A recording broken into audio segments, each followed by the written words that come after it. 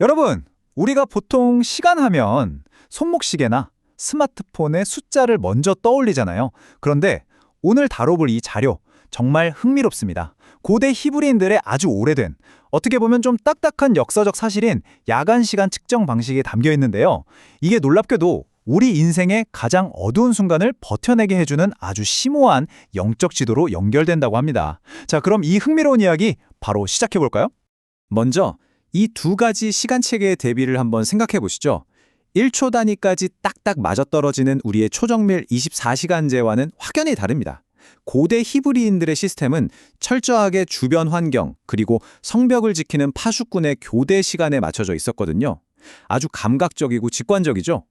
이 작은 차이가 바로 인간이 겪는 고난과 회복을 설명하는 엄청난 은유의 시작점이 됩니다. 자, 그럼 구체적으로 고대 이스라엘의 시간 체계가 어땠는지 그 기반부터 짚고 넘어가 보겠습니다. 고대 히브리인들은 해가 지는 순간부터 다음날 동이 틀 때까지의 기나긴 밤을 딱 3개의 구간, 이른바 삼경으로 나눴습니다. 도시 파수꾼들의 근무 교대 시간이 기준이었죠. 해질녘부터 밤 10시 즈음까지가 1경, 밤 10시부터 새벽 2시까지가 2경, 그리고 새벽 2시부터 마침내 해가 뜰 때까지가 3경입니다. 아주 단순 명료하죠? 그럼 우리의 밤을 향한 여정, 그 첫 번째 단계인 제1경, 이른바 저녁 초경부터 살펴보겠습니다. 방금 해가 지고 세상이 차분하게 가라앉는 시간대죠. 대략 저녁부터 10시까지인데요. 여기서 중요한 건 이게 단순히 몇 시다를 알리는 게 아니었다는 거예요. 하루의 고된 노동을 마치고 신 앞에서 지난 하루를 반성하며 무거운 마음의 짐을 쏟아내는 아주 특별한 영적 성찰의 시간이었습니다. 구약 성경 예레미야 애가 2장 기록을 보면 이 분위기가 아주 생생하게 그려집니다. 초저녁에 일어나 부르짖을지어다 라는 구절이 등장하는데요.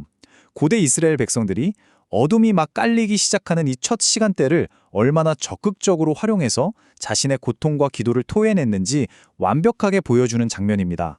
자, 이제 밤은 더 깊어집니다. 살면서 정말 사방이 꽉 막힌 듯한 칠흑 같은 밤 한가운데 덩그러니 남겨진 기분 다들 한 번쯤 느껴보셨잖아요. 바로 그 가장 극적인 절정, 제2경 밤중경으로 들어가 보겠습니다. 밤 10시부터 새벽 2시, 우리가 보통 아주 깊게 잠드는 시간이죠.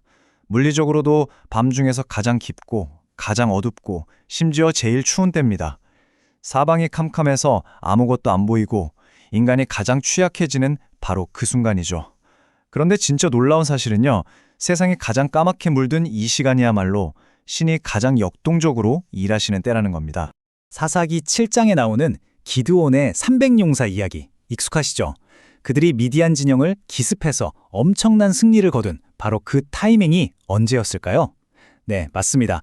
이경초, 그러니까 이 가장 어둡고 추운 두 번째 밤중경이 막 시작될 때였어요.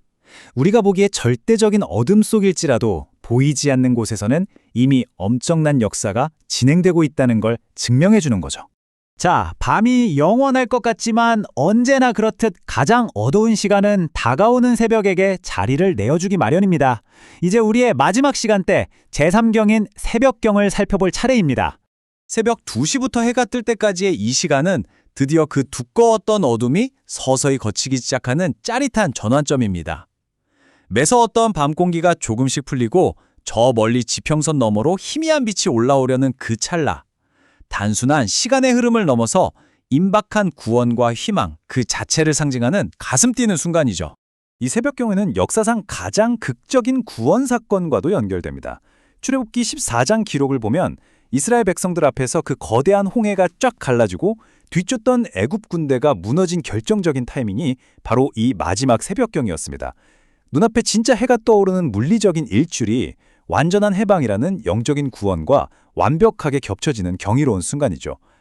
지금까지 고대 이스라엘의 삼경 시스템을 쭉 따라와 봤는데요. 자, 이제 관점을 살짝 바꿔서요. 이 역사적인 연대기를 우리의 현대적인 영적 삶에 어떻게 적용할 수 있을지 아주 탁월한 개혁주의 청교도 신학의 렌즈를 통해 분석해 보겠습니다.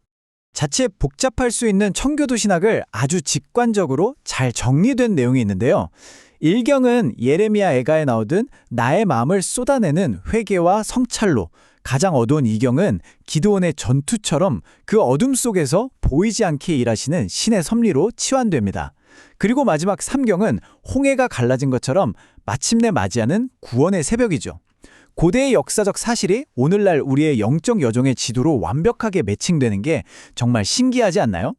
청교도들은 아주 확고한 믿음이 하나 있었습니다. 화창한 낮뿐만 아니라 앞이 하나도 안 보이는 가장 두려운 밤조차도 완벽하게 신의 통제 아래에 있다는 사실 말이죠.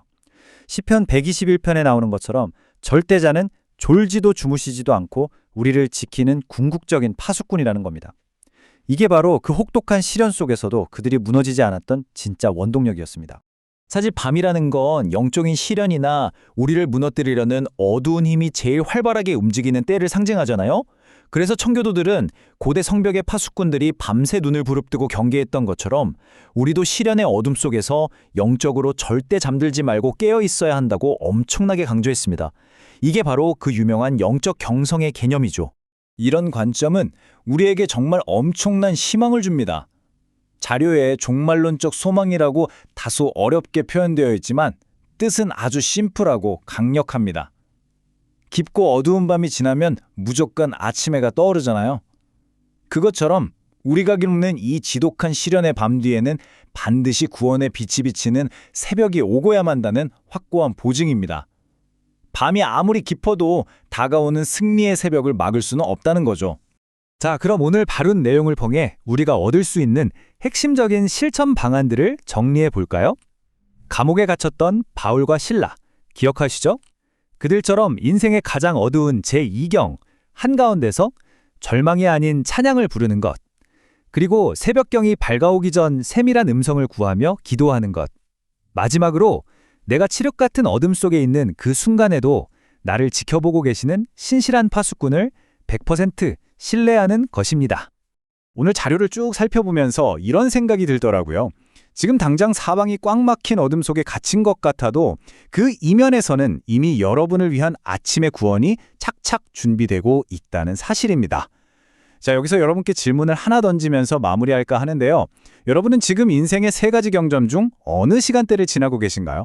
그리고 여러분에게 주어진 그 밤의 시간을 앞으로 어떻게 보내시겠습니까?